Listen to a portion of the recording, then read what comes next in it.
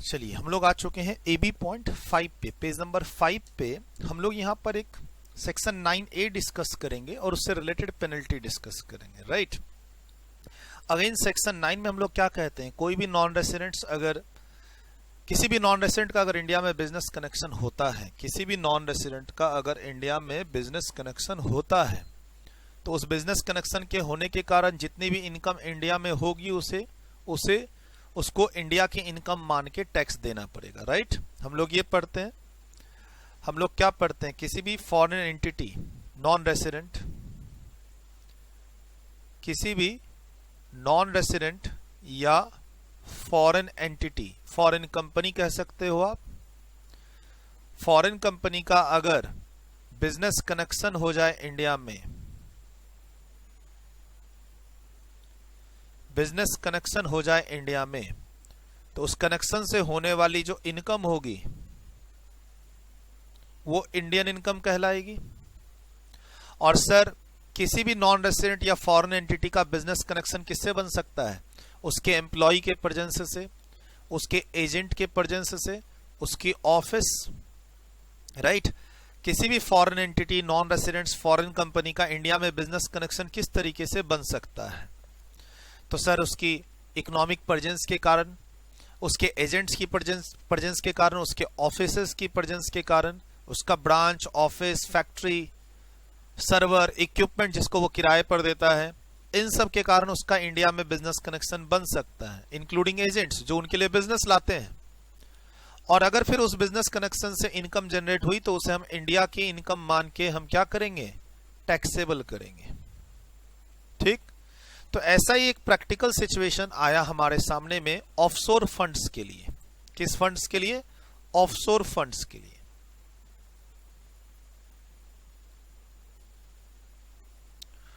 Offshore funds का मतलब क्या है, जो बाहर फंड्स हैं, पूरे वर्ल्ड से इनके पास पैसा आता है, इनके पास इन्वेस्टर्स हैं। ऑफशोर फंड्स, इनके पास काफी सारे इन्वेस्टर्स हैं, कुछ इसमें से रेसिडेंट भी हो सकते हैं इंडिया के। ऑफशोर फंड ये बाहर के फंड्स हैं, जैसे इंडिया में म्यूचुअल फंड्स होते हैं, म्यूचुअल फंड्स हैं, फिर इंश्योरेंस कंपनियों के अपने इन्वेस्टमेंट्स के फंड्स हैं, और भी फंड्स हैं, alternative investment funds, venture capital funds. जैसे हम लोग इंडिया के फंड की बात करते हैं कि वो लोग यूनिट्स इशू करते हैं और पैसे इकट्ठे करते हैं, वैसे ही ऑफशोर फंड्स होते हैं जो अपने सिक्योरिटीज और यूनिट्स इशू करते हैं और फंड इकट्ठा करते हैं। तो फंड किनसे इकट्ठा कर रहे हैं, इन्वेस्टर्स से, मेंबर्स से, इन्वेस्टर्स से और मेंबर्स से। और फिर ये ऑफशोर फंड क्या करते हैं, इन्वेस्टमेंट एक्टिविटी करते हैं। एक सिचुएशन क्या आई जिस पर सेक्शन 9A हमें पढ़ना है। ऑफशोर फंड्स हैं, फिर ये क्या करते हैं, इन्वेस्टमेंट एक्टिविटीज करते हैं, और ये एक्टिविटीज काफी जगह करते हैं, इंडिया और इंडिया के बाहर, इंडिया, आउटसाइड इंडिया, कहीं भी कर सकते हैं। सर इनके इन्वेस्टर्स जो होते हैं ऑफशोर फंड, ये फंड की लोकेशन बाहर है, ध्यान रखिएगा। ऑफशोर फंड मतलब sir incorporated, registered, located outside India. जिनके पास इंडिया के बाहर का फंड है तो इनके पास पूरे वर्ल्ड से इन्वेस्टर्स के पैसे आते हैं, इंक्लूडिंग इंडियंस के पैसे भी आते हैं, ठीक, इंडिया के भी पैसे आते हैं। इन्वेस्टर्स और मेंबर्स में इंडियंस भी हैं, रेसिडेंट भी हैं इसमें। और इनकी इन्वेस्टमेंट एक्टिविटीज जो है वो इंडिया के बाहर भी है और इंडिया में भी है, ठीक। ये तो हो गया एक ऑफशोर फंड है जिसमें से इन्वेस्टर्स पैसा लगाते हैं, ये आगे इन्वेस्टमेंट एक्टिविटीज करता है, रिटर्न ये इन्वेस्टर्स को देता है, मेंबर्स को देता है। इसकी इन्वेस्टमेंट एक्टिविटीज इंडिया में भी हो सकती है, इसके इन्वेस्टर्स इंडियन भी हो सकते हैं। लेकिन सर ये ऑफशोर फंड अपने आप तो इतने सारे एक्टिविटी कर नहीं पाएगा। ऑफशोर फंड को रुपया लेके आना जगह जगह से और फिर इन्वेस्टमेंट्स करना, ये अकेले उसके बस की बात नहीं है। तो इसके फंड मैनेजर्स होते हैं, फंड मैनेजर्स होते हैं जो इस फंड के लिए काम करते हैं।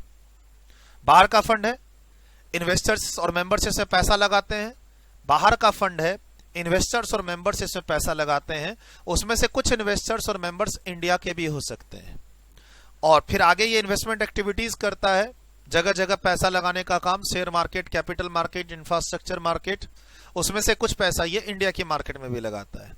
लेकिन ये जो ऑफशोर फंड है, इतने बड़े ट्रांजैक्शंस को मैनेज कैसे करेगा जो करोड़ों रुपए में है, लाखों इन्वेस्टर्स हैं, हजारों जगह इसकी इन्वेस्टमेंट्स हैं, इसको मैनेज कौन करेगा? तो उसके लिए डेडिकेटेड प्रोफेशनल्स फंड मैनेजर्स होते हैं। अच्छा, फंड मैनेजर्स का मतलब जरूरी नहीं कि इंडिविजुअल हो। फंड मैनेजर्स का मतलब ये भी कंपनी भी हो सकती है, company, individual, etcetera, depending upon the law, existing law. ये फंड मैनेजर्स कंपनी हो सकते हैं, ट्रस्ट हो सकता है, इंडिविजुअल हो सकते हैं, फर्म हो सकते हैं, एलएलपी हो सकते हैं, डिपेंडिंग अपॉन द लॉ। हमारी कंट्री और दूसरी कंट्री के लॉ क्या कहते हैं उसके हिसाब से ये फंड मैनेजर्स होते हैं। जो अगर इंडिया के फंड मैनेजर्स हैं तो ऑब्वियसली इंडिया के जो लॉ है इंक्लूडिंग सेबी लॉ, वो इसको कंट्रोल करेगा। और सर ये ऑफशोर फंड बाहर के हैं, ठीक है। और ये ऑफशोर फंड का भी स्टेटस कुछ भी हो सकता है, ये कंपनी फॉर्म में हो सकते हैं, ट्रस्ट फॉर्म में हो सकते हैं, ठीक है, या फिर किसी पर्टिकुलर कंट्री के किसी पर्टिकुलर रेगुलेशन के अंदर बने हुए फंड हो सकते हैं, जैसे इंडिया में होते हैं पेंशन फंड। सब बाहर की कंट्री का फंड है ना, तो बाहर की कंट्री के लॉ के हिसाब से बना हुआ फंड। अब वहां पर लॉ क्या कहता है किस फॉर्म में आने के लिए, वो तो वहां का लॉ बताएगा। बट फॉर इंडिया के लिए ये क्या है?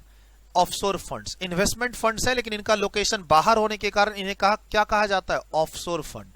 याद रखिएगा, आपने पहले मेरे से वॉल्यूम 2 में पढ़ भी रखा है थोड़ा बहुत इन्वेस्टमेंट फंड, लेकिन वो इन्वेस्टमेंट फंड की लोकेशन कहां होती थी? इंडिया होती थी। आपने वॉल्यूम 2 में मुझसे जो सिक्योरिटाइजेशन ट्रस्ट, बिजनेस ट्रस्ट और इन्वेस्टमेंट फंड के बारे में पढ़ा, ठीक है, पास थ्रू स्टेटस और वहां की अमेंडमेंट्स, तो सर वो फंड का लोकेशन इंडिया में था। अमेंडमेंट्स इस बार भी हैं इसमें, इस सेक्शन 9A में अमेंडमेंट्स अभी भी है फाइनेंस नंबर 2 एक्ट 2019 के थ्रू। और अगले साल जिन बच्चों का एग्जाम है 2021 में जून या दिसंबर, उनके लिए फिर से इस लाइन में चेंजेस हैं, जिसको मैं अलग से करवाऊंगा। वही तो मैंने बोला है। अभी फिलहाल हमारा फोकस किस पे? Assessment year 2021, finance number 2 act 2019, आपका एग्जाम नवंबर दिसंबर 2020, इस साल में जो एग्जाम्स है। बोला सर हमारा एग्जाम अगले साल है, तो अगले साल के लिए फिर से इसमें अमेंडमेंट है। 6 की जगह 12 हो चुका है। इस सी पॉइंट में अमेंडमेंट है जिन बच्चों का एग्जाम अगले साल है। पहले बेस बना लेते हैं विद द एग्जिस्टिंग लॉ, उसके बाद लास्ट में अमेंडमेंट्स की क्लास ली जाती है। इसी सेक्शन की लेके पार्ट बी आपको दे दिया जाएगा ताकि आप अगले साल की तैयारी कर सकें। अभी फिलहाल इस साल की तैयारी कर रहे हैं, but there is an amendment for next year also in this section 9A, ये मैं कहना चाह रहा हूं। तो अगर आप मान लो न्यूज़पेपर में पढ़ रहे हो यहां पर कुछ अमेंडमेंट्स, मान लो ऑफिस में काम कर रहे हो आप ऑफिस में काम कर रहे हो, कोई न्यूज आर्टिकल पढ़ रहे हो, तो यहां पर अमेंडमेंट आप देखोगे और बोलोगे सर ने तो पढ़ाया नहीं। वो अमेंडमेंट फाइनेंस एक्ट 2020 की है। कोई अमेंडमेंट अगर आप फाइनेंस एक्ट 2020 की पढ़ोगे तो वो 2021 के एग्जाम्स के लिए एप्लीकेबल है। अब जैसे यहां पर 6 की जगह 12 हो गया, आप इंटरनेट पे मान लो ऑफिस में देख लिए 12, तो आपका अगर एग्जाम अभी है 2020 में तो 12 थोड़ी ना पढ़ना है आपको, ये ध्यान रखना। 11th एडिशन की जो मेरी बुक आएगी 2021 के एग्जाम के लिए, उसमें ये 12th हो जाएगा, वहां पर ये चेंजेस हो जाएंगे। फिलहाल ये भी क्लास आपके काम करेगी जब एग्जाम अगर आपका 2021 में है तो, अगर है तो। सर क्या हुआ? ऑफशोर फंड के मैनेजर्स होते हैं जो इस फंड को मैनेज करते हैं, और अगर इनका लोकेशन इंडिया हुआ, if location is in India, हो सकता है सर? हाँ हो सकता है, क्यों नहीं हो सकता है सर? अगर इनका लोकेशन इंडिया हुआ तो हो सकता है, मतलब इंडिया के मैनेजर्स हैं और फंड बाहर का है, फंड के पास करोड़ों रुपए आ रहे हैं बाहर से इंक्लूडिंग इंडिया से, और फंड इन्वेस्टमेंट भी कर रही है बाहर इंक्लूडिंग इंडिया। याद रखिएगा, फंड में पैसा बाहर से भी आ रहा है और इंडिया से भी आ रहा है। फंड इन्वेस्टमेंट इंडिया में भी कर रही है, बाहर भी कर रही है। इनके जो फंड मैनेजर्स हैं बाहर भी हैं और इंडिया भी है। अब इंडिया में अगर इसके फंड मैनेजर हो तो there will be no business connection, there will be no business connection as per section 9A। Sir section 9 तो कहता है कि अगर तुम्हारा कोई एजेंट्स, तुम्हारा कोई एम्प्लॉय, तुम्हारा कोई बिजनेस प्रेजेंस इंडिया में है तो हम तुम्हें बिजनेस कनेक्शन कहेंगे। एक ऑफशोर फंड जिनके फंड मैनेजर्स इंडिया में हैं, फंड मैनेजर्स बिजनेस देते हैं किसको? ऑफशोर फंड को, बदले में फीस लेते हैं।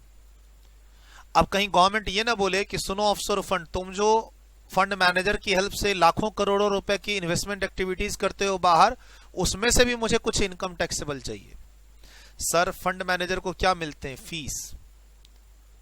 फी मिलती है। फी तो टैक्सेबल है ही नहीं इंडिया में, हम उसके लिए मना नहीं कर रहे।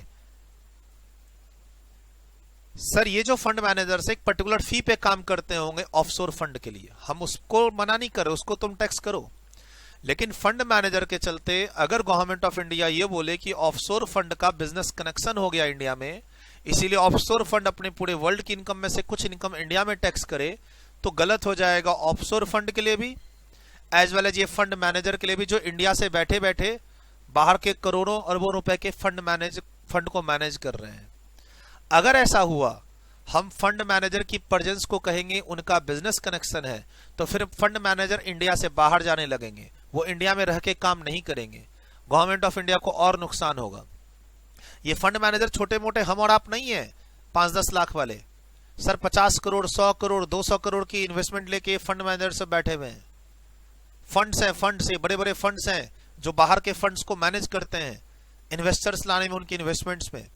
सर अगर हम बाहर के फंड्स को ये कहें कि भाई तुम्हारा फंड मैनेजर है इंडिया में, तो तुम्हारा बिजनेस कनेक्शन बनेगा, तुम पूरी वर्ल्ड में से कुछ इनकम इंडिया में टैक्स करो, तो सर नाराजगी फंड मैनेजर को भी होगी, नाराजगी ऑफशोर फंड को भी होगी, नाराजगी फंड मैनेजर को भी होगी।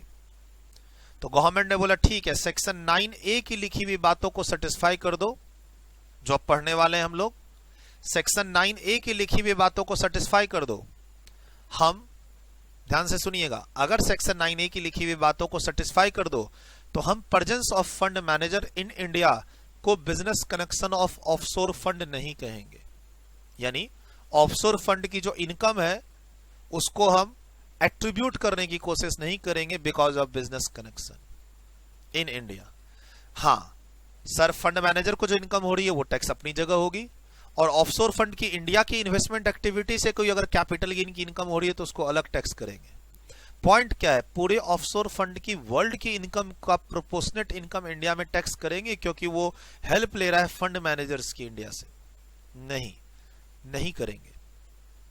सर ऑफशोर फंड की मान लो यहां पर कोई इंडियन एक्टिविटीज है, इंडिया की एक्टिविटीज है, इंडियन इन्वेस्टमेंट है, सर उस पे नॉर्मल लॉ लगाएंगे।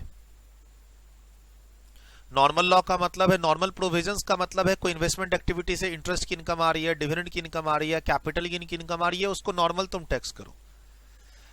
मैं सिर्फ इतना यहां पर आज की क्लास में इसलिए ये सिर्फ डिस्कस करने के लिए हम लोग बैठे हुए हैं इस क्लास में, इस सेक्शन में, कि presence of fund manager will not be considered as business connection for offshore fund in India. अगर ऐसा हुआ तो और भी इनकम ऑफशोर फंड की इंडिया में टैक्सेबल हो जाएगी, जो कि मुश्किल होगा किसके लिए? ऑफशोर फंड के लिए इंडिया में टैक्स देना। सर हमारा बिजनेस कनेक्शन का जो डेफिनेशन है वो थोड़ा वाइड है, directly or indirectly word mention है इसके अंदर। आप पीछे जाएंगे तो इसके अंदर डायरेक्टली और इनडायरेक्टली वर्ड है, डायरेक्टली और इनडायरेक्टली थ्रू और फ्रॉम एनी बिजनेस कनेक्शन। तो एक नॉन रेसिडेंट है ऑफशोर फंड, उसके इंडिया में फंड मैनेजर्स हैं, हम उस फंड मैनेजर्स को बिजनेस कनेक्शन नहीं कहेंगे। मतलब हम फायदा देने की कोशिश कर रहे हैं किनको? Fund managers as well as investment fund को। लेकिन ये इन्वेस्टमेंट फंड जो है ये कहां वाले हैं? ये वो नहीं जो हम लोग वॉल्यूम 2 में पढ़े हैं। सर वॉल्यूम 2 वाला जो इन्वेस्टमेंट फंड है वो तो इंडिया में इनकॉर्पोरेटेड है, रजिस्टर्ड है। ये फंड्स कहां इनकॉर्पोरेटेड है? इंडिया के बाहर, जिस पर सेक्शन 9A लगने की बात हो रही है। Certain activity not to constitute business connection. What kind of activity? वो जो मैनेजर्स की एक्टिविटी है, फंड मैनेजर्स की, जो मैनेज कर रहा है। ये एलिजिबल फंड मैनेजर कौन है? इंडिया में लोकेटेड है। ये एलिजिबल फंड कौन है? Incorporated, registered outside India. ऐसा आप कह सकते हैं। हाँ परफेक्ट, यही चीज तो हम डिस्कस कर रहे हैं। अगर मैं ग्राउंड नहीं बनाऊंगा और सेक्शन 9A पढ़ना स्टार्ट कर दूंगा आपके लिए तो आपको समझ में नहीं आएगा। अब ग्राउंड हमारा क्लियर है कि एलिजिबल इन्वेस्टमेंट फंड कौन सा फंड है, offshore fund incorporated outside India, ऊपर एरो देके लिखना चाहो लिख लो। ये फंड मैनेजर कौन है, लोकेटेड इन इंडिया। तो फंड मैनेजर जो बाहर का है, उनके मैनेजर्स, उनको मैनेज करने वाले लोग इंडिया में हैं, तो कहीं बिजनेस कनेक्शन न बन जाए, इसलिए सेक्शन 9A दिया गया। यानी गवर्नमेंट की तरफ से एक इंसेंटिव, एक छूट दी जा रही है, किनको, बाहर के फंड को, जो इंडियन मैनेजर्स के थ्रू अपना बिजनेस वर्ल्ड वाइड कर रहे हैं। ध्यान रखिएगा, इस ट्रांजैक्शन में इस एलिजिबल फंड मैनेजर को कुछ पैसे मिलेंगे, कमीशन, मैनेजमेंट फी, उसको हम टैक्स करेंगे। एक दूसरा, इस एलिजिबल इन्वेस्टमेंट फंड की कोई इन्वेस्टमेंट एक्टिविटी इंडिया में हो रही होगी, तो वहां से कोई इंटरेस्ट आ रहा होगा, कैपिटल गेन आ रहा होगा, उसको हम टैक्स करेंगे। बिजनेस कनेक्शन नहीं बनने देंगे एज पर सेक्शन 9A। अगर कनेक्शन बना तो और भी इनकम टैक्सेबल होगी, जो गवर्नमेंट का इंटेंशन नहीं है, ताकि लोग डर से इंडिया से बाहर ना जाए। मान लो मैं आज एक फंड मैनेजर का काम करता हूं, इंडिया में रह के काम करूंगा तो 10 लोगों को नौकरी भी तो मिलेगी, और गवर्नमेंट की एक बैड टैक्स पॉलिसी के कारण मैं अपने आप को दुबई, सिंगापुर या हांगकांग शिफ्ट कर दूंगा एशियन मार्केट में। काम तो करना है मुझे, इंडिया में टैक्स अगर बच जाए तो ठीक, वरना मैं अपने आप को ही शिफ्ट कर दूंगा। मुझे इंडिया से लेना देना क्या है, मैं फंड मैनेजर हूं, मैं काम कर रहा हूं ऑफशोर फंड के लिए, तो मैं उस काम को बॉम्बे से करूं या सिंगापुर से करूं या दुबई से करूं, क्या फर्क पड़ता है। अगर इंडिया का लॉ मेरे फेवर में है तो मैं इंडिया में 500-600 लोगों की ऑफिस खोलूंगा, नहीं तो मैं अपने आप को हांगकांग, सिंगापुर, दुबई शिफ्ट कर दूंगा। अगर इंडिया मुझे बाय लॉ सपोर्ट करे तो मैं इंडिया में ऑफिस खोल के 500-600 लोगों को रोजगार दे दूंगा, और जो मुझे फीस आएगी उस पर इंडिया में टैक्स होगा ही होगा। मैं जिसके लिए काम कर रहा हूं उसको मेरे चलते तो टैक्स मत करो, मेरे को एजेंट बना दिया उसका, मेरे को बिजनेस कनेक्शन बना दिया उसका, ऐसा ना करो। गवर्नमेंट का ये इंटेंशन है। अब है पढ़ने वाली बात। तो पढ़ने समय आपको लगेगा कि बोरिंग बोरिंग सी चीज चल रही है, सुनने में बड़ा अच्छा लगता है, लेकिन सर सुन के एग्जाम में स्कोर कर नहीं कर सकते। अब हमें पढ़ना पड़ेगा, छोटी छोटी इसमें लिमिट दे रखी है, उसको याद करना पड़ेगा। याद रखिएगा, ये एक ऑफशोर फंड है जिसमें पैसा इंडिया से भी जा सकता है, और ये फंड जहां जहां इन्वेस्टमेंट करती है उसमें से हो सकता है ये फंड थोड़ा बहुत पैसा इंडिया में भी इन्वेस्टमेंट करे। लेकिन फंड मैनेजर को हम बिजनेस कनेक्शन नहीं कहेंगे, उसके लिए कुछ रेस्ट्रिक्शंस हैं कि इंडिया में इसके कितने इन्वेस्टर्स होने चाहिए, इंडिया के इन्वेस्टर्स इस फंड में कितना कंट्रीब्यूट करेंगे, फंड इंडिया में कहां कहां पैसा लगा सकती है, नहीं लगा सकती है, ये सब के कुछ कंडीशंस है पढ़ने, सो दैट कि फंड मैनेजर के कारण बिजनेस कनेक्शन इंडिया में न बने। और मैंने शुरू में कहा था, कोई भी आदमी रेसिडेंट बनना चाहता है या नहीं, नहीं बनना चाहता। आपका बिजनेस कनेक्शन आप इंडिया में रखना चाहते हो या नहीं, सर कुछ ऐसा करें कि सर इनकम भी हो इंडिया से, इंडिया के कारण, इंडिया के लोगों के कारण, और इंडिया में बिजनेस कनेक्शन बने भी ना। अल्टीमेटली एक नॉन रेसिडेंट का इंटेंशन क्या होगा, वो इंडिया के रिसोर्सेज को यूज करे, जैसे फंड मैनेजर को यूज कर रहा हूं, और उसके कारण इंडिया में उसका बिजनेस कनेक्शन ना बने। लिखिए इसे, रीडिंग करेंगे, पहले इसको लिखिए। कहां से स्टार्ट करें, यहां से। ये एक बैकग्राउंड बता रहा था, मैं एक बैकग्राउंड बताने की कोशिश कर रहा था।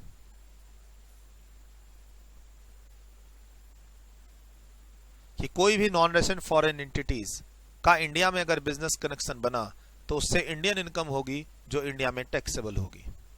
लेकिन अगर मैं एग्जांपल इन्वेस्टमेंट फंड का लूं, जो फंड बाहर इनकॉर्पोरेटेड है, बाहर रजिस्टर्ड है, कुछ कंडीशन वो सेटिस्फाई कर दे सेक्शन 9A की, जिसमें इस बार भी अमेंडमेंट्स हैं फाइनेंस नंबर 2 एक्ट 2019 के थ्रू, और अमेंडमेंट्स अगले साल के लिए भी हैं फाइनेंस एक्ट 2020। पहले पढ़ लेते हैं एग्जिस्टिंग लॉ, उसके बाद आगे का देखेंगे। कोई अमेंडमेंट इसमें ऐड करनी है तो ऐड करेंगे।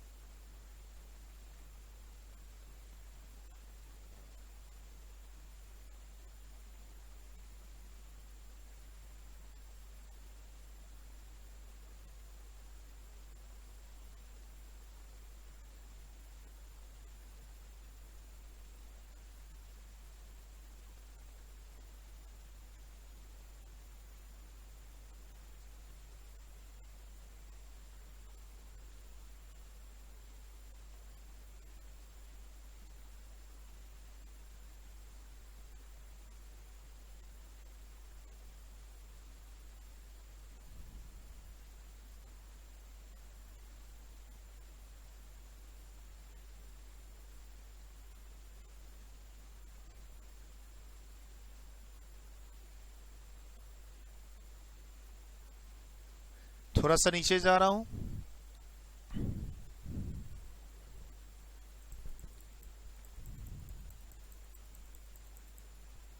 वॉल्यूम 2 में इन्वेस्टमेंट फंड पढ़े थे, वो थोड़ा डिफरेंट है। वो फंड इंडिया में रजिस्टर्ड था। जस्ट एक हिंट दिया मैंने आपको, हालांकि वो भी एग्जाम्स के लिए इंपॉर्टेंट है, बट उसको इसके साथ मिक्स नहीं कीजिएगा। अब हम यहां पे एक ऐसे फंड की बात करेंगे जो बाहर रजिस्टर्ड है, उसके फंड मैनेजर्स इंडिया में लोकेटेड हैं, लेकिन बिजनेस कनेक्शन नहीं बनेगा, बट सेक्शन 9A के कंडीशन फुलफिल करने होंगे। इस ऑफशोर फंड में इन्वेस्टर्स रेसिडेंट भी हो सकते हैं, इंडिया के रेसिडेंट भी हो सकते हैं, और फंड की इन्वेस्टमेंट इंडिया में भी हो सकती है। फंड की इन्वेस्टमेंट इंडिया में भी हो सकती है। अब है रीडिंग का काम। कुछ कंडीशंस देख लेते हैं क्या कहता है। 2 पेज का है। अब एग्जाम में पूछे ना पूछे ध्यान रखना है। सर इन्वेस्टमेंट फंड बोलते ही सीधा उछल के आप वॉल्यूम 2 में ना चले जाना।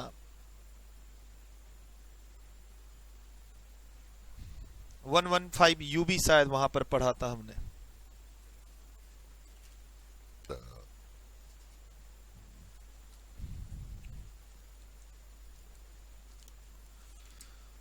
वन 115 यूबी हमने वहां पढ़ा था, वहां ना जाना।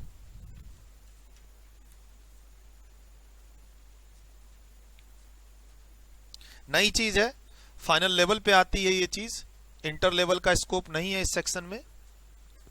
बट हाँ, चूंकि रिसेंटली काफी सारे अमेंडमेंट्स इस सेक्शन के अंदर आ रहे हैं, तो बात बन सकती है, एग्जाम में पूछ सकता है अगर इंस्टीट्यूट चाहे तो। पूछना ना पूछना इंस्टीट्यूट की मर्जी, तैयारी हम करके जाएंगे। चलिए सर, वीडियो को एक बार यहां शांति से रोक के आप नोट कीजिए, है ना, नोट कीजिए फिर कंटिन्यू कीजिए। रोक के नोट करना, इधर उधर नहीं चले जाना, ब्रेक नहीं दे रहे हैं अभी। वीडियो रोकें, कंप्लीट करें राइटिंग। आइए अब आगे डिस्कस कर लेते हैं। होप कि आप लोग वीडियो रोक के आराम से इसको लिख चुके हैं। अब आइए पढ़ने वाली बात। एग्जाम्स में अब ऑब्जेक्टिव क्वेश्चन में आ जाए। एक कंप्लायंस है इसमें 90 दिन का, और उस पर पेनल्टी है 5 लाख रुपए की। एक इसमें एनुअल कंप्लायंस है जो 90 दिन के अंदर करना होता है। इस सेक्शन का बेनिफिट जो लोग ले रहे हैं उनको 90 दिन के अंदर एक स्टेटमेंट का कंप्लायंस करना है, नहीं करोगे तो 5 लाख की पेनल्टी है। उस पर ऑब्जेक्टिव क्वेश्चन आ सकता है। फंड के कॉर्पस के बारे में बोल रहा है कि मिनिमम इन्वेस्टमेंट इतना होना चाहिए इस फंड में, वहां पर ऑब्जेक्टिव क्वेश्चन पूछ सकता है। जो 2 मार्क्स के ऑब्जेक्टिव क्वेश्चंस आते हैं उसमें से ही ये जा सकता है, और या फिर राइट अ शॉर्ट नोट्स बोल के, या फिर there is a no business connection in case of offshore fund. ठीक है, presence of fund manager in India will not be a business connection for offshore fund, explain, justify. तो आपको section 9A hit करना पड़ेगा exam में, ठीक, और 9A section याद रखना पड़ेगा। Notwithstanding anything content in subsection 1 of section 9 and subject to the provisions of this section, यानी 9(1) को साइड कर दो। तो 9(1) में ही तो बिजनेस कनेक्शन पढ़े थे, बोलता है उसे साइड कर दो, वहां पे मत जाओ। वहां जाओगे तब तो तुम बिजनेस कनेक्शन मान के टैक्स कर दोगे, वहां मत जाओ, और अभी सेक्शन में आ जाओ। एन एलिजिबल इन्वेस्टमेंट फंड, कौन सा फंड? जो इनकॉर्पोरेटेड एस्टैब्लिश आउटसाइड इंडिया हो, नॉन रेसिडेंट हो। The fund manager activity carried out through an eligible fund manager, ये कहां है? इंडिया में। Acting on behalf of such fund, agent की तरह काम करते हैं, लेकिन फिर भी बिजनेस कनेक्शन इनका इंडिया में नहीं बनेगा। सर आपने बताया था डेडिकेटेड एजेंट होते हैं, डिपेंडेंट एजेंट, जिसके कारण इंडिया में बिजनेस कनेक्शन बन सकता है, यहां नहीं बनेगा। यही तो पढ़ रहे हैं हम लोग, यही तो खास बात है। एंड हमने पढ़ा था कि फॉरेन एंटिटी रेसिडेंट बन सकती है अगर उसका प्लेस ऑफ इफेक्टिव मैनेजमेंट कहां हो? इंडिया में हो। बोलता है वो भी सेक्शन नहीं लगेगा। कहता है not withstanding anything content in section 6(3) पढ़े हम लोग। कंपनी का रेसिडेंशियल स्टेटस, फॉरेन कंपनी का POEM अगर इंडिया में हो तो हम उसे रेसिडेंट कहेंगे उस साल के लिए, अप्लाई नहीं होगा यहाँ पे, जस्ट बिकॉज ऑफ कि मेरे मैनेजर्स, फंड मैनेजर्स इंडिया में है ना। An eligible investment fund shall not be said to be a resident in India for the purpose of that section merely because of the eligible fund manager undertaking activities are situated in India। मतलब तुम इसे foreign company है मान लो ये, और कहो कि उसका मैनेज इंडिया से हो रहा है तो हम इसका पीओईएम इंडिया मान लेंगे, तो ऐसा नहीं होगा। बाय डिफॉल्ट हम नहीं मानेंगे। मतलब presence of eligible fund manager will not create any control or management in India or a place of effective management in India if the fund is in company form। अगर ये fund जो बाहर का है फॉरेन कंपनी फॉर्म में है, तो eligible fund की इंडिया की प्रेजेंस को ये नहीं कहेंगे कि इसका पीओईएम इंडिया में है। लिखना चाहो लिख लो। POEM principle will not apply just because of presence of eligible fund managers in India। Company है तो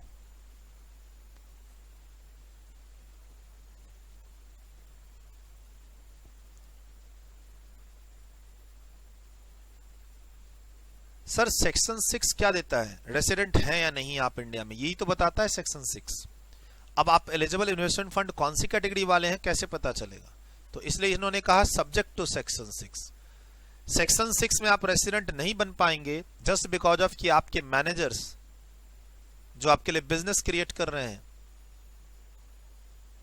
हेल्प कर रहे हैं आपके फंड को ग्रो करने में, वो इंडिया में लोकेटेड है। चलिए सर ये भी क्लियर हो गया। अच्छा ये बात तो क्लियर हो गई कि ये फंड बाहर का है और ये मैनेजर्स इंडिया के हैं, ये बात क्लियर हो गई। नहीं हुई है तो अब चलो और क्लियर कर लेते हैं। द एलिजिबल इन्वेस्टमेंट फंड जो सब सेक्शन 1 में ऊपर रेफर है मीन्स अ फंड एस्टैब्लिश्ड और इनकॉर्पोरेटेड और रजिस्टर्ड आउटसाइड इंडिया। आ गया? तभी तो मैंने कहा ये 115 यूबी वाला फंड जो वॉल्यूम 2 में पढ़े ये वो नहीं है, वो सभी रजिस्टर्ड इंडिया के फंड्स थे। ये बाहर के रजिस्टर्ड फंड्स हैं, बाहर के इनकॉर्पोरेटेड फंड्स हैं which collects funds from its members for investments. तो मेंबर्स पूरे वर्ल्ड में कहीं के भी हो सकते हैं, इंडिया के भी हो सकते हैं, ध्यान रखना। मेंबर्स कहां से हो सकते हैं? Whole world including India. Investors जो उसमें पैसा लगाएंगे फंड में, और फंड पैसा जहां लगाएगी वो कहीं भी लगा सकती है। बट अब इसको हम इंडिया में बिजनेस कनेक्शन नहीं बोलेंगे अगर फंड मैनेजर्स की प्रेजेंस को, तो ये सारे कंडीशन अगले पेज तक के सेटिस्फाई होने चाहिए। अगर अगले पेज तक की सारी बातें सेटिस्फाइड हैं तभी हम कहेंगे कि उस फंड का इंडिया में फंड मैनेजर के थ्रू बिजनेस कनेक्शन नहीं है, ऐसा कहेंगे। ठीक है, पढ़िए इसे।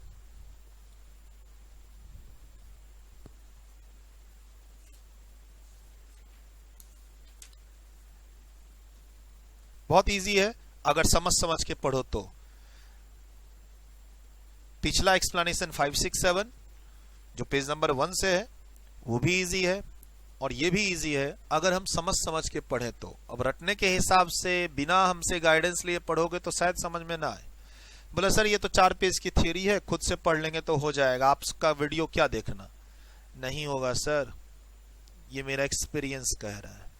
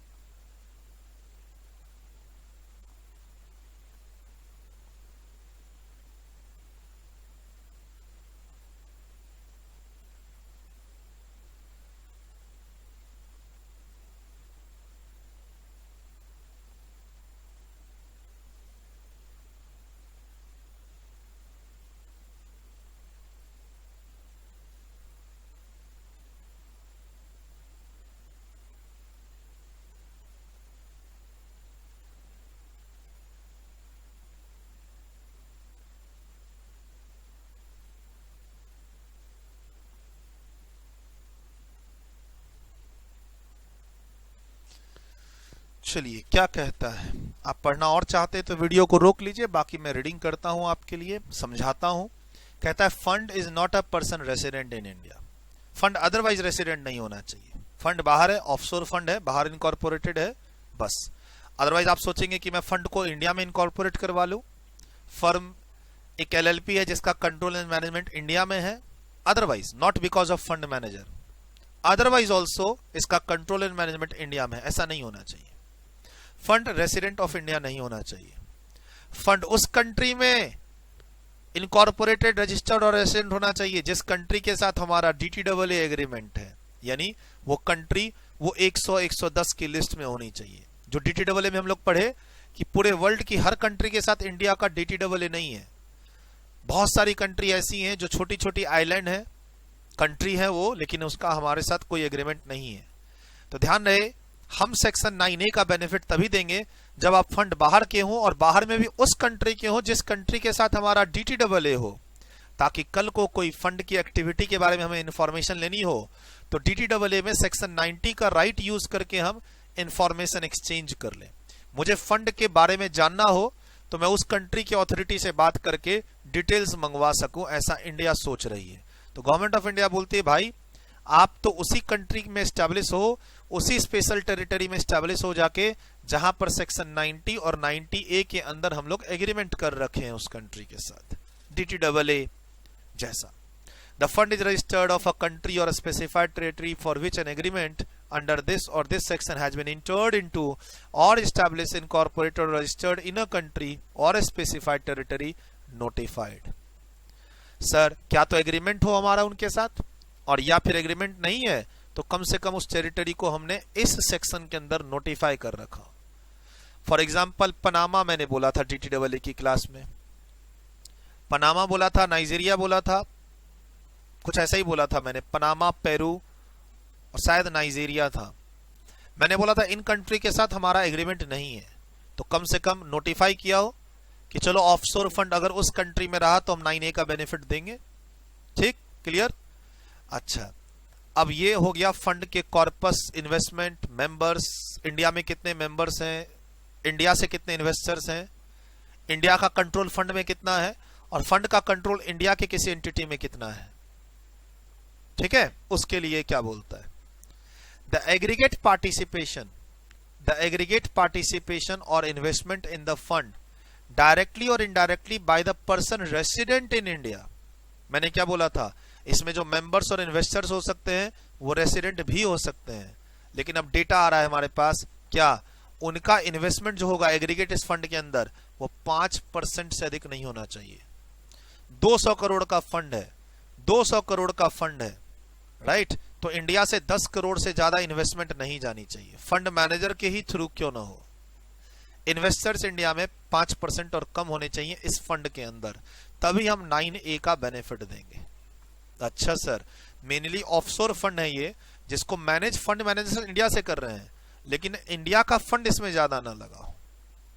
ठीक, does not exceeds 5% of the corpus of fund, aggregate participation or investment in the fund directly or indirectly by the person resident in India does not exceed 5% of the corpus of fund। corpus of the fund 200 crore का है तो India के investor 10 crore और उससे कम होने चाहिए इस fund के अंदर।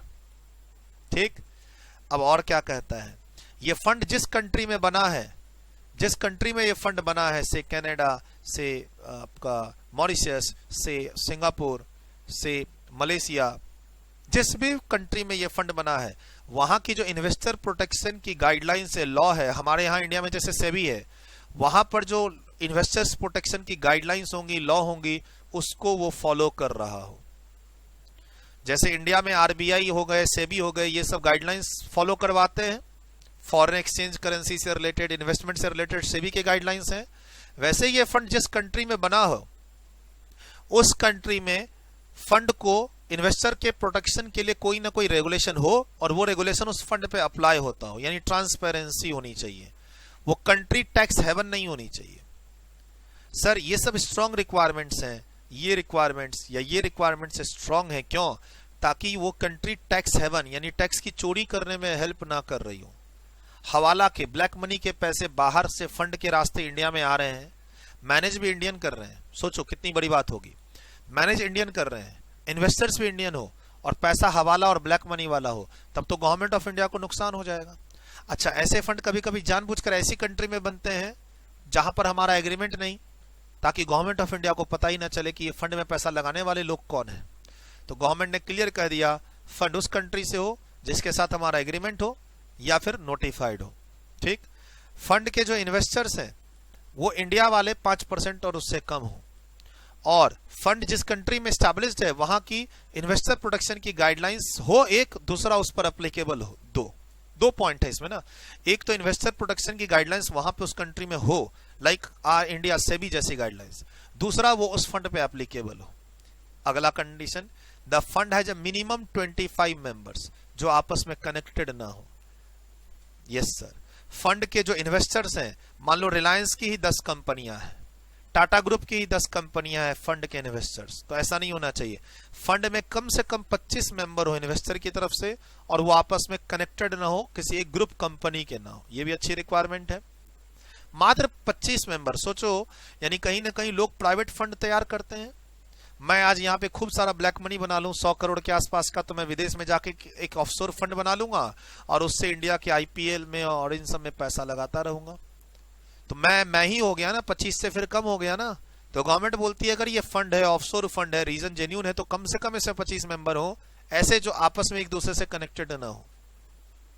ये भी अच्छा पॉइंट है, ट्रांसपेरेंसी को मेंटेन करने के लिए, फ्रॉड को रोकने के लिए। अगला एक और point, any member of the fund along with the connected persons shall not have a participation interest directly or indirectly in the fund exceeding 10%। अच्छा, यानी मेंबर ने जो पैसा लगाया है फंड में और उसके रिलेटिव्स ने जो पैसा लगाया वो कुल मिला के 10% और उससे कम रहना चाहिए, उससे अधिक नहीं रहना चाहिए। ये भी पॉइंट अच्छा है। अब एक और बात, सर एग्रीगेट पार्टिसिपेशन ऑफ 10 और less members along with their connected person। Sir 10 member उस फंड को कंट्रोल ना कर रहे हो, कम से कम 25 मेंबर हो। तो आपने क्या किया, 25 मेंबर रखा लेकिन कंट्रोल 5 ही मेंबर को दे दिया। फंड का 60% कंट्रोल 5 मेंबर के पास है, तो दिखावे के लिए 25 मेंबर है ना। मैं एक कंपनी बनाऊं एसएटीसी प्राइवेट लिमिटेड, इसमें डाल दूं 50 शेयर होल्डर्स, लेकिन सबके पास एक एक और बाकी सारे मेरे पास। 50 शेयर होल्डर्स, 50,000 शेयर्स, लेकिन सबको एक एक शेयर दिया है मैंने, और बाकी 49,000 समथिंग मेरे पास है, 49,951 शेयर्स मेरे पास है। तो ऐसा नहीं हो सर, एक 25 से ज्यादा मेंबर हो जो आपस में कनेक्टेड ना हो। ठीक सर, मेंबर्स, एक मेंबर का along with his relatives connected person 10% से ज्यादा होल्डिंग ना हो फंड में, और अगर हम 10 मेंबर को मिला दें तो उनकी होल्डिंग 50% से कम रहे, यानी किसी भी 10 लोगों की होल्डिंग 60-70% फंड में ना हो। फंड को फिर पर्सनली मैनेज कर रहे हैं आप, और कहीं ना कहीं आप टैक्स प्लानिंग कर रहे हैं। सर हमने एक ओपन फंड को, हमने किसी टाटा बिरला के प्राइवेट फंड को जो विदेशों में है, ब्लैक मनी को यूज कर रहे हैं, वो मैनेज कर रहे हैं, हम उस फंड के लिए ये सेक्शन नहीं लेके आए। एक जेन्युइन फंड जो लाखों इन्वेस्टर्स का पैसा लेके लाखों जगह इन्वेस्ट करती है, हम उसके लिए प्रोविजन लेके आए। बट कुछ गलत लोग इसका फायदा ना उठाएं, इसलिए हमने ये कंडीशन सब डाली हुई है। किसी मेंबर का 10% से ज्यादा कंट्रोल नहीं होना चाहिए, 10 मेंबर का कंट्रोल 50% से लेस ही होना चाहिए। और सुनो, fund shall not invest more than 20% of its corpus in any single entity. कहा है चाहे वो एंटिटी विदेश में हो या देश में हो। कॉर्पस के पास 200 करोड़ है, 20% 40 करोड़ से ज्यादा पैसा एक ही एंटिटी में ना लगाए। मतलब इन्वेस्टमेंट एक्टिविटी जो कर रही है, ये इन्वेस्टमेंट एक्टिविटी जो कर रही है, अलग अलग जगह पैसा लगाते रहे, किसी भी एंटिटी में अपना फंड का 20% से ज्यादा ना लगाए, अपने फंड का।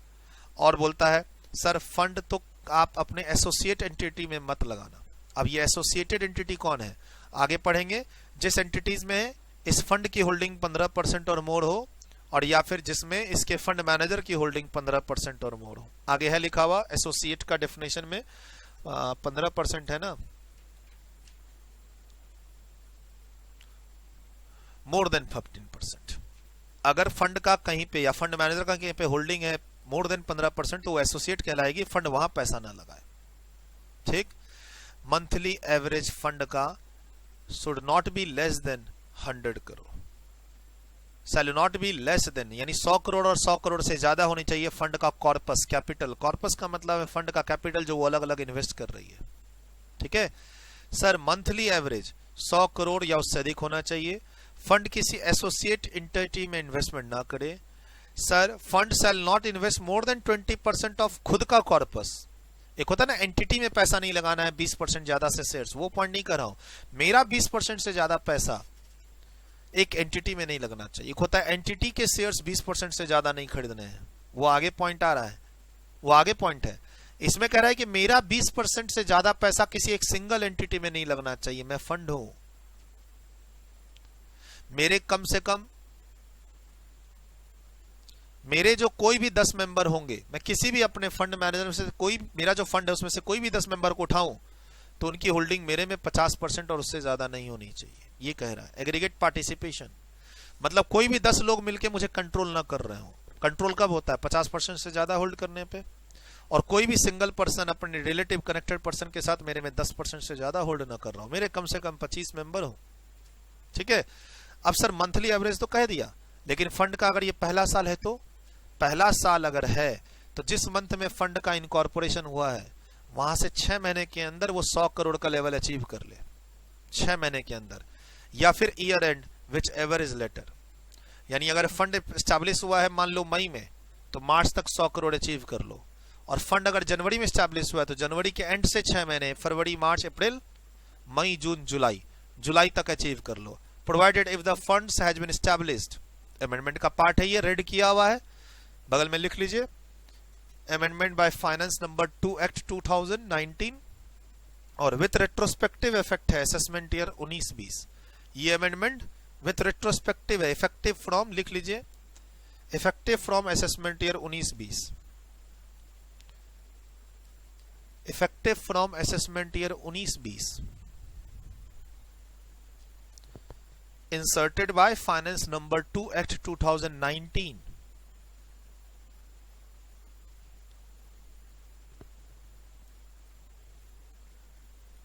$100 करोड़ मंथली एवरेज होना चाहिए कम से कम। ठीक, अगर फंड का ये पहला साल है तो वो 100 करोड़ अचीव कर ले। कब तक? ईयर एंड, या जिस महीने इनकॉर्पोरेट हुआ है उसके एंड से 6 महीने के अंदर, विच एवर इज लेटर। और सर ये 6 महीने वाली बात हमें फायदा कब देगी? जब फंड का इनकॉर्पोरेशन एस्टैब्लिशमेंट मान लो जनवरी में हुआ है तो जनवरी के एंड से 6 महीने आगे तक 100 करोड़ हो जाए, यानी अगले साल तक भी हो जाए। फरवरी मार्च 2 महीने, अगले साल के 4 महीने। बोला सर फंड अगर किसी ईयर में बंद हो रहा हो तो उस ईयर में इसका कोई कंडीशन एप्लीकेबल नहीं है, 100 करोड़ वाली कोई बात एप्लीकेबल नहीं होगी in the year of winding up. Firm बंद हो रही है, फंड बंद हो रहा है, नहीं अप्लाई होगा। सर आप किसी बिजनेस को इंडिया में कंट्रोल ना करें, कैरी ना करें। The fund shall not carry और कंट्रोल और manage directly or indirectly any business in India. Fund offshore fund था ना, फंड का काम था इन्वेस्टमेंट करना पूरे वर्ल्ड में। ठीक है, पूरे वर्ल्ड में इन्वेस्टमेंट करना था। और आप क्या कर रहे हैं? आप वापस इंडिया में ही पैसा लगा रहे हैं, इंडिया में ही बिजनेस को कंट्रोल करने की कोशिश कर रहे हैं। और चाहते क्या है कि इंडिया में आपका बिजनेस कनेक्शन ना बने। सर इंडिया में बिजनेस भी करना चाहते हैं आप और चाहते हैं इंडिया में बिजनेस कनेक्शन ना बने, तो वो पॉसिबल नहीं है। सेक्शन 9A का बेनिफिट हमने उन फंड्स को दिया है जिनका इंडिया में कोई बिजनेस ना चल रहा हो, वो इन्वेस्टमेंट एक्टिविटी करें इंडिया में, बाहर करें, कोई दिक्कत नहीं, पिछले पेज के कंडीशन सबको भी फुलफिल करें। Fund is neither engaged in any activity which constitute a business connection in India, nor has any person acting on its behalf whose activity constitutes a business connection in India, other than you are maintaining fund managers. आप fund manager India में रखो, कोई और ऐसी activity ना करो जिससे आपका बिजनेस कनेक्शन बनने की कोशिश हो, फिर हम सेक्शन 9A का बेनिफिट नहीं देंगे। और सर रेम्यूनरेशन जो मिलेगा फंड मैनेजर को, remuneration paid by the fund to an eligible fund manager in respect of fund management activity undertaken by him on its behalf is not less than the amount calculated in the manner as prescribed। यानी government rule issue करेगी, rules जो issue की है calculation का, उतना और उससे ज्यादा रुपया देना है, उससे कम नहीं देना है। किसको? एलिजिबल फंड मैनेजर को। और ध्यान रखना ये इनकम इंडिया में टैक्सेबल होगी किसके हैंड्स पे? एलिजिबल फंड मैनेजर के हैंड पे, क्योंकि वो इंडियन है। सर ये जो इनकम है, इस इनकम को हम नॉर्मली टैक्स करेंगे किसके हैंड पे? फंड मैनेजर के हैंड्स पे। हम फंड मैनेजर को बिजनेस कनेक्शन नहीं बना रहे हैं, किसके लिए? फंड के लिए, ट्रस्ट के लिए, जिसके पास करोड़ों अरबों रुपए का ट्रांजैक्शन है, प्रॉफिट है। अब बोलता है अगर ये फंड गवर्नमेंट फंड है इंडिया का, इंडिया की परमिशन ज्वाइंट वेंचर से बना है, या मान लो जापान का गवर्नमेंट फंड है, ये जापान के बैंकिंग सिस्टम का फंड है, अगर ऐसा कुछ है सरकारी चीज, तो सर EFG वाले पॉइंट अप्लाई नहीं होंगे। ये 25 मेंबर्स, 10%, 50%, EFG 3 पॉइंट्स अप्लाई नहीं होंगे। कब? Provided the condition specified in EFG shall not apply in case fund setup by the government, उस कंट्री की गवर्नमेंट, और उस कंट्री का RBI जैसा कोई बैंक होगा, central bank of foreign state or a sovereign fund or such other fund as may be notified by central government in the official gazette। यानी कोई फॉरेन का फंड है गवर्नमेंट ओन्ड, वहां के जो सेंट्रल बैंक है RBI जैसे उनके थ्रू ओन्ड, जिसका मैं फंड मैनेजर हूं इंडिया में, तो वो जो 25 मेंबर वाली बात थी और 10% होल्डिंग वाली बात, 50% से लेस कंट्रोल वाली बात ईएफजी में, वो फिर अप्लाई नहीं होगी, ये ध्यान रखिएगा। चलिए सर, अब जो ये फंड मैनेजर है जिसका प्रेजेंस है इंडिया में, जिसके कारण हम इंडिया में बिजनेस एक्टिविटी बोल रहे बिजनेस कनेक्शन नहीं बनेगा, तो ध्यान रहे ये उसका एम्प्लॉय नहीं होना चाहिए और या फिर कनेक्टेड पर्सन नहीं होना चाहिए। इंडिया में रजिस्टर्ड फंड मैनेजर होना चाहिए, इन्वेस्टमेंट एडवाइजर होना चाहिए, यहाँ की जो सेबी की गाइडलाइंस है उसको फॉलो करते हुए ये ऑर्डिनरी कोर्स में एक्ट करे, सिर्फ उसी फंड मैनेजर के लिए डिपेंडेंट होकर ना करे। ऑर्डिनरी कोर्स ऑफ बिजनेस में मैं जैसे 10 लोगों के लिए काम करता हूं वैसे इस इन्वेस्टमेंट फंड के लिए काम कर रहा हूं, और कहीं ना कहीं मेरे कारण जो प्रॉफिट हुआ है उस फंड को, उसमें से मुझे फी में 20% और उससे कम ही पैसा मिले, उससे ज्यादा पैसा ना मिले। मतलब मैंने 100 करोड़ का बिजनेस दिया है, मैं फंड मैनेजर हूं इंडिया से, मैंने 100 करोड़ का बिजनेस दिया है उस फंड को, 100 करोड़ का बिजनेस देने से 20 करोड़ का फायदा हुआ है, तो 20 करोड़ के फायदे का 20% यानी मेरा रेम्युनरेशन 4 करोड़ उससे अधिक का नहीं होना चाहिए। The person along with his connected person shall not be entitled directly or indirectly to more than 20% of the profit accruing to the fund from the transaction carried on by me।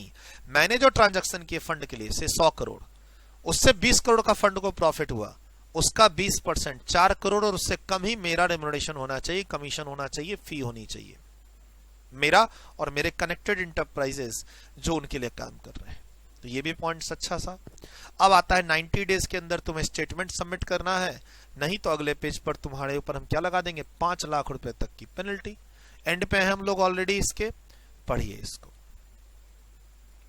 पढ़िए sir. Amendment की बात भी हो गई sir, section 9A में 2 amendment थी और आगे फिर अमेंडमेंट है फाइनेंस एक्ट 2020 की, ये ध्यान रखिएगा जिन बच्चों का एग्जाम 2021 में है।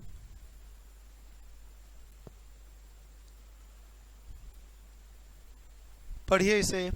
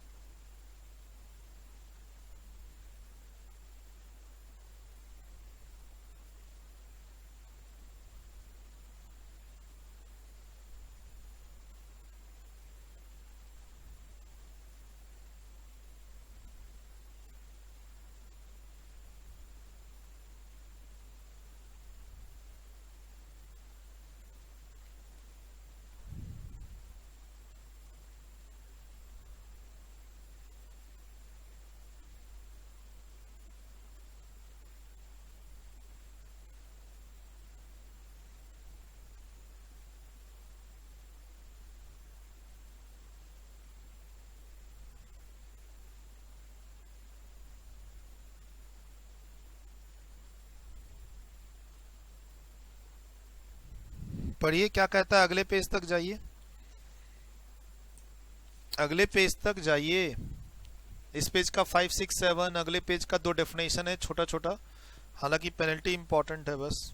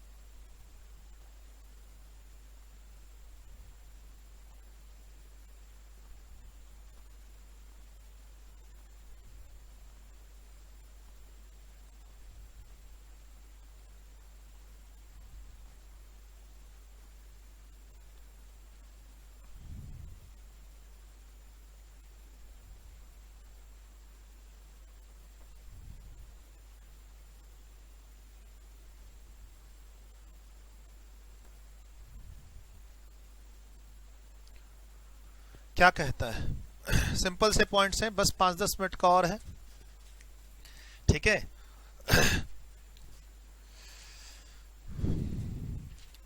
सर कहता है 5 number, every eligible investment fund, यानी आपने सारे कंडीशन फुलफिल कर दिए हैं और आप सेक्शन 9A का बेनिफिट ले रहे हैं, तो हर फाइनेंशियल ईयर का आपको एक स्टेटमेंट फाइनेंशियल ईयर एंड के खत्म होने के 90 दिन के अंदर सबमिट करना होगा। जो भी हम उस फॉर्म में आपसे इंफॉर्मेशन मांगेंगे, डॉक्यूमेंट्स मांगेंगे, क्योंकि आप इतनी सारी बेनिफिट ले रहे हैं, इतने सारे कंडीशंस हैं। जैसे फॉर एग्जांपल उसमें लिखा होगा कि आपका कोई बिजनेस इंडिया में नहीं चल रहा, आपका कोई अदर वे अराउंड कोई बिजनेस कनेक्शन नहीं है, आपके 25 और उससे ज्यादा मेंबर्स हैं, जो कंडीशंस थे, कॉर्पस का कंडीशन 100 करोड़ का, परसेंटेज का कंडीशन, वो सब फुलफिल आप कर रहे हैं या नहीं कर रहे हैं, हमें पता कैसे चलेगा? तो उसके लिए आप एक एनुअल स्टेटमेंट हर साल खत्म होने के बाद 90 दिन के अंदर भेजेंगे। ठीक सर, इस सेक्शन का बेनिफिट दे रहे हैं हम 9A का, इसका ये मतलब नहीं है कि आपका जो फंड मैनेजर को इनकम हुआ था यहाँ पे, फंड मैनेजर को जो इनकम हुआ था यहाँ पे, ठीक, उसको हम टैक्स फ्री कर रहे हैं, ऐसा नहीं है। ठीक, बोला सर ये यहाँ क्या कटा हुआ आपने नहीं बताया, तो बेटा आर्म लेंस का कॉन्सेप्ट आगे ट्रांसफर प्राइसिंग में आ रहा है, वहां पढ़ लेंगे। जो यहाँ कट गया उसको क्या पढ़ना, यहाँ तो सिंपल है। नया क्या है? नया क्या है, कहता है कि हम अमाउंट प्रिस्क्राइब्ड करेंगे, उतना कम से कम अमाउंट फी बोल के देना है, किसको? फंड मैनेजर को। Government time to time notification rules prescribe करती रहेगी कैलकुलेशन का। पहले आर्म्स लेंथ होता था, और आर्म लेंथ का कॉन्सेप्ट आगे हमें ट्रांसफर प्राइसिंग में पढ़ना है। ठीक है सर। सर एक एनुअल स्टेटमेंट सबमिट करते रहिएगा आप, और नहीं करेंगे तो अगले पेज पर क्या कहता है? कहता है अगर आपने अभी अभी जो हमने सब सेक्शन 5 में एनुअल स्टेटमेंट सबमिट करने की बात की, कौन करेगा सबमिट? फंड मैनेजर नहीं, fund. fails to furnish the statement or information within the time prescribed, the income tax authority prescribed under the said subsection may direct that such fund shall pay by way of a penalty a sum of ₹500,000, 5 lakh रुपए की fix penalty लग जाएगी अगर आपने statement को timely submit नहीं किया तो। किस पर? Eligible investment fund. कौन सा fund? Offshore fund, the fund who is taking benefit of section 9A। उसके फंड मैनेजर्स हैं, बट वो चाहता है मेरा बिजनेस कनेक्शन ना बने, तो प्रूफ करो। चलिए सर, अब कहता है nothing content in this section shall apply to exclude any income from total income of the eligible investment fund which would have so included irrespective of. Sir आपका fund manager के through India में business connection है या नहीं, उससे क्या फर्क पड़ता है? आपकी जो इन्वेस्टमेंट एक्टिविटी इंडिया में होगी, उससे जो नॉर्मल इनकम होगी, कैपिटल गेन की, डिविडेंड की, इंटरेस्ट की, उस पर तो टैक्स दीजिएगा। ऑफशोर फंड है, हमारा इंडिया में बिजनेस कनेक्शन नहीं है, लेकिन ऑफशोर फंड जब इंडिया में 100-200 करोड़ की इन्वेस्टमेंट करेगा जगह जगह पे, तो वहां से जो उसको रिटर्न में इनकम मिलेगी, डिविडेंड, कैपिटल गेन, इंटरेस्ट, उस पर तो नॉर्मल टैक्स देगा, उस पर नॉर्मल टैक्स देगा। अलग अलग सेक्शन लगेंगे, 915 लगेगा, 916 लगेगा, कैपिटल गेन का सेक्शन लगेगा। Nothing contained in this section shall have any effect on the scope of total income or determination of total income in case of eligible fund manager। Sir ये जो eligible fund manager की income है, ये तो taxable होगी ना, normal होगी, इस पर हम कोई बेनिफिट नहीं दे रहे। ये जो पैसा मिल रहा है किसको? फंड मैनेजर को, यहाँ पे रेम्यूनरेशन, इसको तो नॉर्मली हम टैक्स करेंगे ही। 9A क्या बोलता है? तुम्हारे चलते बिजनेस कनेक्शन नहीं बनेगा एनआर का, अरे तुम अपनी इनकम पर तो टैक्स दोगे ही। देंगे सर, क्यों नहीं देंगे?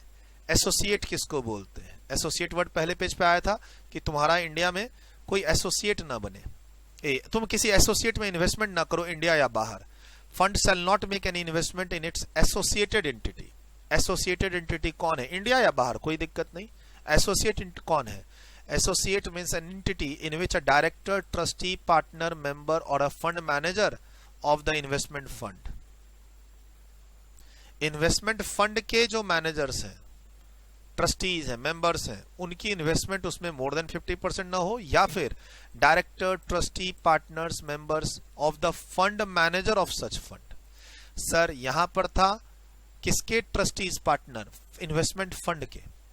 इन्वेस्टमेंट फंड के जो फंड मैनेजर हैं या पार्टनर्स, ट्रस्टी हैं, मान लो इन्वेस्टमेंट फंड LLP फॉर्म में तो पार्टनर्स, ट्रस्ट फॉर्म में तो ट्रस्टीज, और या फिर हम अब किसकी बात कर रहे हैं? Fund manager. जो इंडिया में फंड मैनेजर है वो भी तो एक कंपनी फॉर्म में होगा, पार्टनरशिप फॉर्म में होगा, फंड मैनेजर किसके, फंड मैनेजर के member partner trustee directors either individually और कलेक्टिवली शेयर्स और interest being more than 15% of the share capital. मतलब फंड मैनेजर का कहीं 30% होल्डिंग है तो उस कंपनी में पैसा ना लगाए कौन, इन्वेस्टमेंट फंड। फंड मैनेजर के किसी डायरेक्टर की आगे होल्डिंग है 30% की तो उसमें पैसा ना लगाए कौन, वो फॉरेन वाली फंड, इन्वेस्टमेंट ना करे। सर स्पेसिफाइड रेगुलेशन की जहां पे रेफरेंस आ रहा है वहां सेबी ही तो है, हम बार बार तो यही कह रहे हैं सेबी रेगुलेटेड फंड होना चाहिए, सेबी रेगुलेटेड वो फंड मैनेजर होना चाहिए। यहां पर जो फंड मैनेजर की बात थी, द पर्सन इज रजिस्टर्ड, देखो फंड तो बाहर है, बाहर का रेगुलेशन काम करेगा, लेकिन मैनेजर इंडिया में है तो मैनेजर पे सेबी का काम करेगा। The person is registered as a fund manager or investment adviser in accordance with the specified regulation.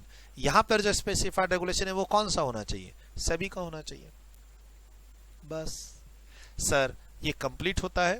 और ये जो आगे क्वेश्चंस है हमारे पास, ये इसको हम लोग लास्ट में लेंगे जब हमारा सारा कंप्लीट हो जाएगा। ए सीरीज हमारा ए बी सीरीज हो चुका, डबल ए सीरीज हो चुका, हम ए सीरीज को अब जो बचा हुआ पोर्शन है कंप्लीट करेंगे, फिर उसके बाद इसमें आएंगे। और सर इस सीरीज में ना काफी नए नए क्वेश्चन डाले हैं मैंने, सीए सीएमए दोनों के, मजा आएगा इसको करने में। ठीक है, चलिए